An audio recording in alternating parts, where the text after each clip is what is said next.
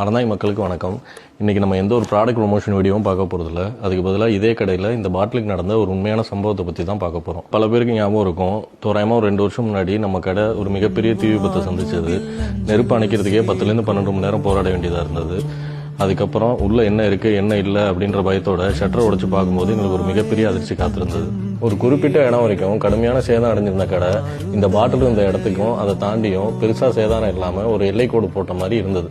இதில் என்ன பெரிய ஆச்சரியம்னா, இந்த பாட்டிலுக்கு நேர் மேலே இருந்த ஏசி உட்பட உருகி ஊற்றி இருந்த நிலையில் இந்த பாட்டில் இப்போ எப்படி இருக்கோ இதே மாதிரி தான் அன்னைக்கு இருந்தது. இப்போ இந்த பாட்டில் எப்படி என்கிட்ட வந்துச்சுன்னு யோசனை பண்ணி பார்க்கும்போது, இந்த சம்பவம் நடக்கிறதுக்கு முதல் நாள் அரசர் குலத்தை சேர்ந்த ஒரு பாயமா தன்னோட புனித யாத்திரையை முடிச்சுட்டு அவங்க கொண்டுட்டு வந்த சில பொருட்களோட இந்த பாட்டிலில் தண்ணி வச்சு என்கிட்ட கொடுத்தாங்க.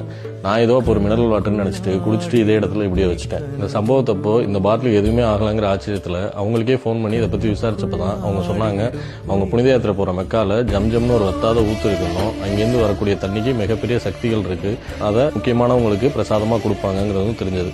இந்த விஷயம் தெரிஞ்சதுக்கு அப்புறமே எங்கள் வீட்டில் அந்த தண்ணியை வீடு ஃபுல்லாக தொளிச்சு விட்டுட்டு இன்னைக்கு வரைக்கும் அந்த சாமி ரூமில் வச்சு என் மனைவி சாமி கும்பிட்டுட்டு இருக்காங்க. இது தற்செயலாக நடந்ததா இல்லை அந்த தண்ணிக்கு உண்மையிலே அப்படிலாம் சக்தி இருக்காங்கிறதெல்லாம் எனக்கு தெரியாதுங்க.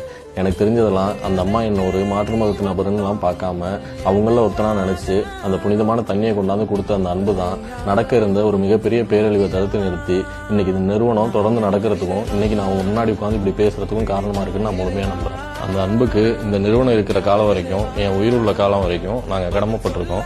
இந்த சந்தர்ப்பத்தில் அனைத்து இஸ்லாமிய நண்பர்களுக்கும் ரமலான் நல்வாழ்த்துக்களை இந்த நிறுவனம் சார்பாகவும் என் சார்பாகவும் தெரிவித்துக் கொள்கிறேன். நன்றி, வணக்கம்.